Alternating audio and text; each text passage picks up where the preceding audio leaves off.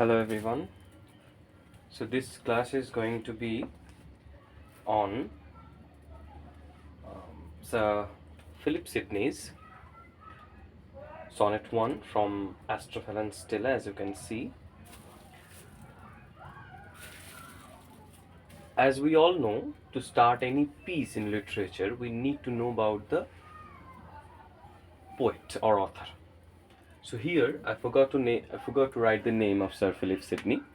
You please write down the names in correct spelling. Sir Philip Sidney. Philipsidney.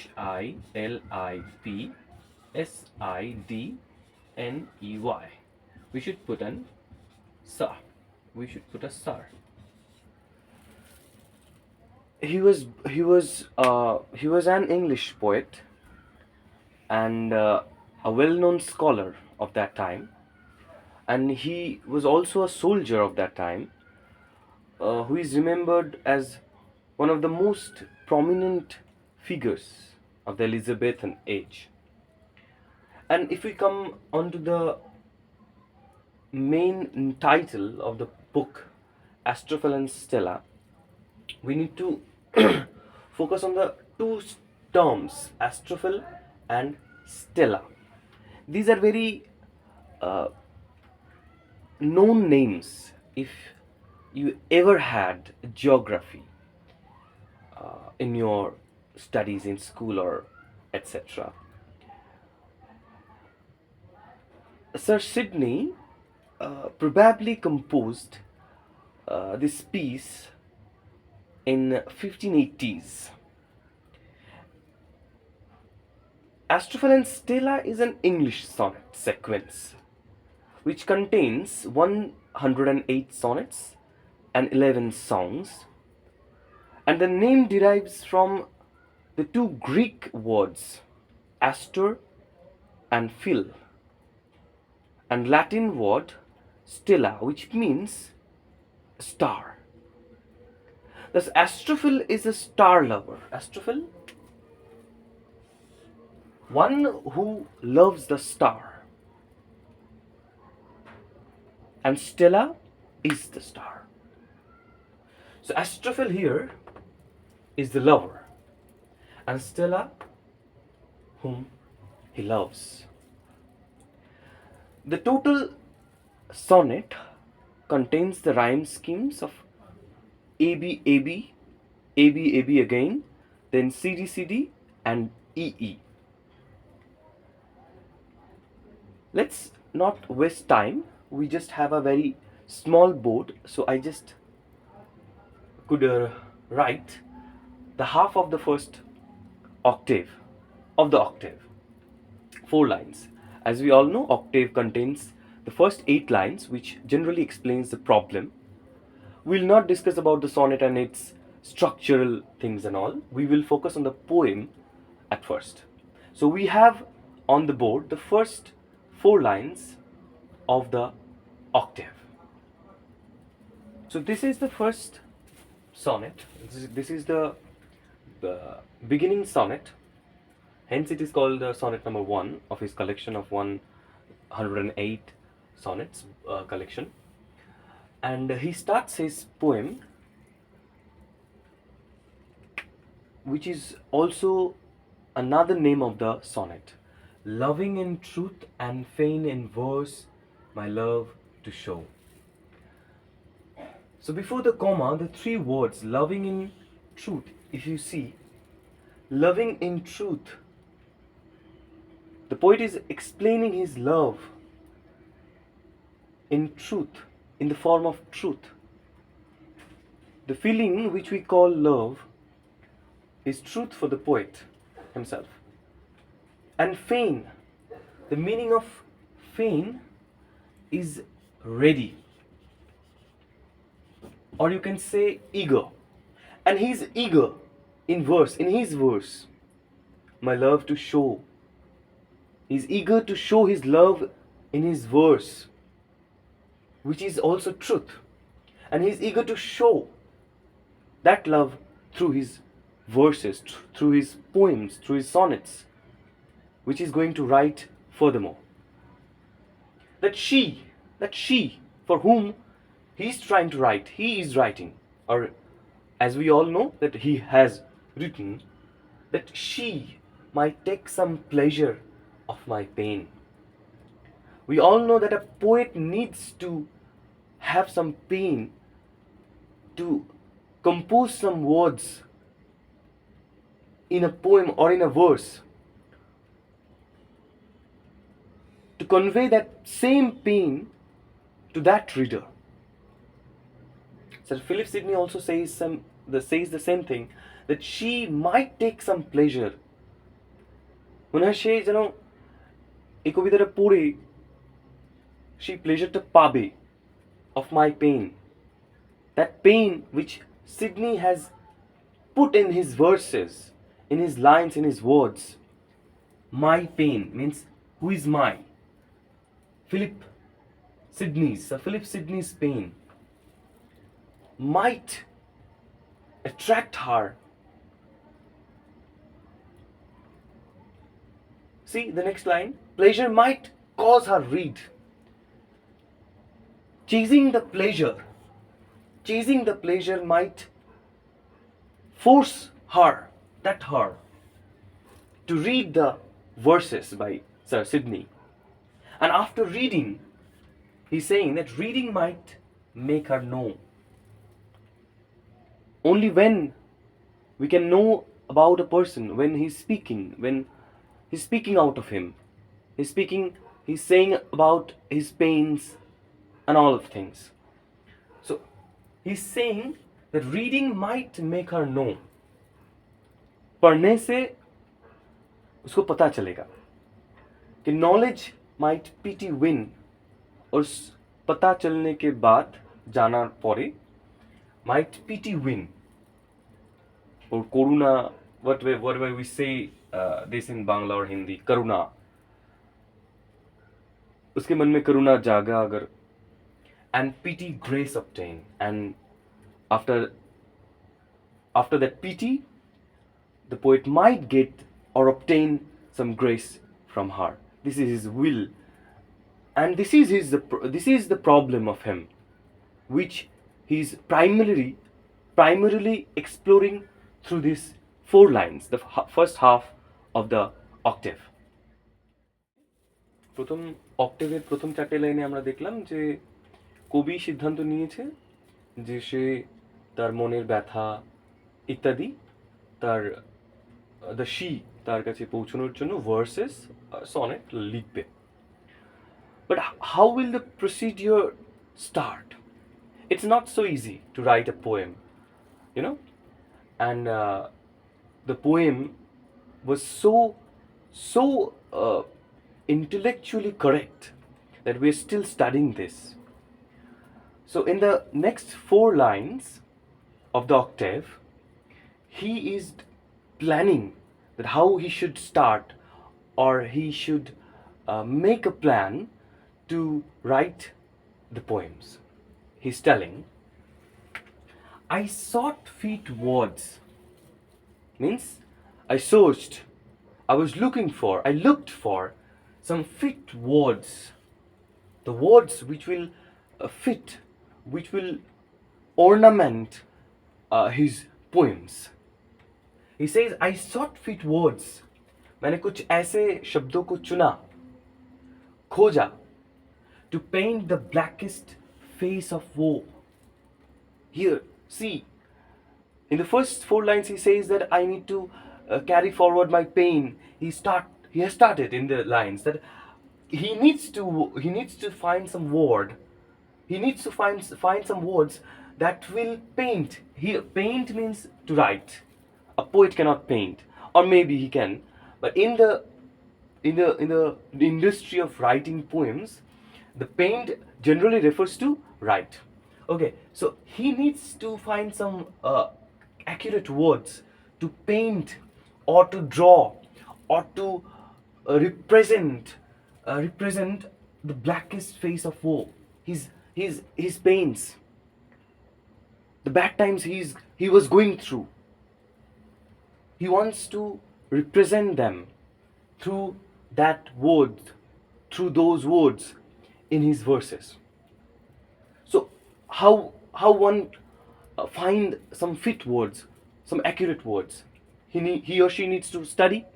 So he started to study, studying inventions. Here, invention, the word means the creative writings by some other people. So he's studying. He's thinking that studying of others' works, like the inventions, fine, is okay. Her wits to entertain. That might entertain her intellects, her wits. On that ground, to that motive, he is referring, he is preferring studying inventions of others. Oft turning others' leaves. This is very, very interesting. The words. See, just turning others' leaves. অন্য কারোর লেখা কোনো কোনো বই বা কিছু তার পাতা উল্টানো, generally the meaning of these three words, turning others leaves, दूसरों के लिखे हुए पन्नों को टर्न करना, मतलब कि पढ़ना. ये कवि लोग कुछ भी सीधी तरीके से नहीं बोलते, और अगर बोलते भी तो हम उसको याद नहीं रखते. That's why he is saying that turning others leaves. Why? To see if thence would flow. Flow में खत्म नहीं हुआ. There is no full stop. Here, the importance of punctuations we need to follow. What is the meaning of thence? Thence. Who will say? Here, I don't have any live students, as you know. Thence we use generally for from there. Okay, so from there means turning others' leaves, reading others' works. Why? To see if from there would flow. अगर बरसात हो उससे, उसको पढ़ने से. What? Of what? Some fresh and fruitful showers upon my sunburned brain. The sunburned brain, if you see, so great poet of his time, he's saying that his brain is sunburned. That means which is of no use, which is of like abandoned. He's saying, you see how great he really is. He's saying that might it help of reading other authors, other writers. He's saying, and the fresh and fruitful showers, you can understand that reading and the results, the reading of others, which can give, as you can see. So this is it. So the last line of octave, some fresh and fruitful showers. For the fresh and fruitful showers, he decides to turn others' leaves, to read others' works, basically. So here we end with the octave part. Next we will go on to the sestet part, which is of 6 lines. He thought that study might help him, or the Astrophel, who is going to be the next, who is going to be finally the speaker, who thought that reading, studying others' works might help him. But in the course of time, he notices, but words came halting forth. থেমে থেমে আসছে. They're not coming fluently, wanting, and they have a demand. They're wanting invention stay. Inventionের উপস্থিতি চাইছে তারা. They are wanting the presence of invention. Which is invention? I told you in the previous lines. Invention is the creative writing. Only the words copied from the other books is not enough. He's saying that invention, nature's child. Which is invention? Invention is the child of the nature. He flayed, stepped them studies blows, and he's scared of. He doesn't give value to the step them studies blows, means the studies effort. Stepdame means stepmother, stepmother behavior to the invention, to the writing process. Study is only like a stepmother to a child. Like you can put enough effort, but a stepmother is always a stepmother. So study is for the poem. You can study. Study is not harmful. You can study. Study is not that bad thing. But you also need the nature's touch, your own touch. We're going to end the poem, the sonnet, with that message in the last couplet. So, invention, which is generally the nature's child, fled step, dem studies blows, and others' feet still seemed but stranger in my way. It is like that it is your way, but you can see, you can find some stranger's feet, some stranger's appearance in your own way. It is like that. Studying and only studying and depending on the study, reading others' books, reading others' works. If you are own, no, it is good. If you don't read, you cannot write.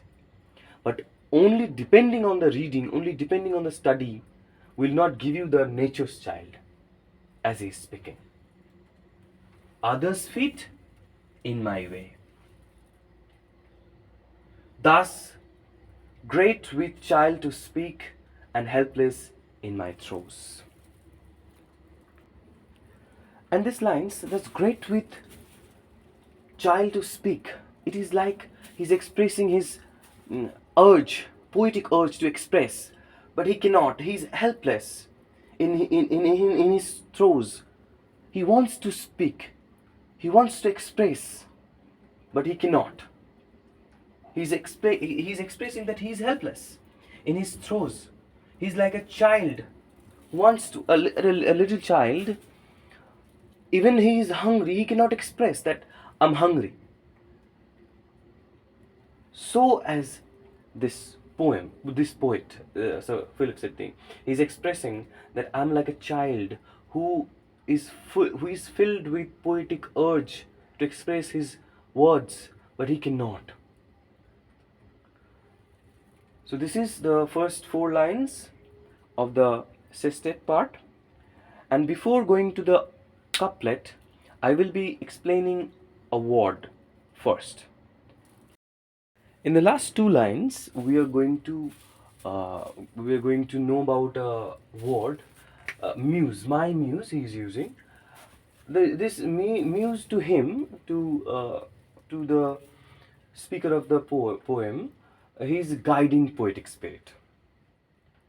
And if we want to know about the classical tradition, according to the classical tradition, as I have written board, the muses are the 9 goddesses, which actually which are actually the inspirers or goddesses of poetry, music, and etc. And one more thing that we need to know: this is also a feature of the Elizabethan poetic tradition. Okay, a lot of poet of that tradition used this term, or referred to this term. So here the muse is his guiding poetic spirit, which ultimately shows him the path, the way. So here is the last 2 lines, which will give the actual solution to his entire problem. So here, Sir Sidney's problem is the same with us, biting my truant pain, or which we are used to do generally in the exam halls. Might he didn't face something like that. So he was biting his truant pain, Obadho column. You can write a Bengali poem on this title, Obadho column. Like he's biting my truant pen, beating myself. We also generally do it when we do not get anything very clearly. Beating myself for spite. Okay, ক্ষোভে এসে খুব নিজেকেই ঠকঠক করে table আঘাত করা, like that. So biting my truant pen, অবাধ্য কলমকে কামড়ানো, generally the meaning stands like that. Beating myself for spite, And now the appearance of the muse happens. My muse said to me. What he's saying? He said, my muse. Like goddesses, generally we, god or goddesses, whichever we believe or not, that we believe it as mine. Okay, like that. I'm not going in deep into it. So he's saying, fool, you are a fool. Not I'm not saying. His muse said to him that, fool, do not apply the methods that you have mentioned earlier. The only method you should follow is this: look in thy heart. What is the meaning of thy? You all, like, if you are in college or something, you know the meaning of thy. It is your. So thy heart means your heart. If you want to compose, or you want to express your pain, your words in or through a poem, you do not need to, I will say that you need to study the poems, because nowadays the poets are writing, they are not like, they are not edible, sorry. So so you need to, we all need to study to write a poem. But he's saying, his muse said to him that you don't need, or he don't need it to bolini. So the main thing that we, or he needs to follow is to look into our heart. That is the one place where we can find the solutions, the inventions, and all. From the beginning of the civilization, this heart helped the man to develop. Hence, his muse said or suggested him to look in his own heart and write.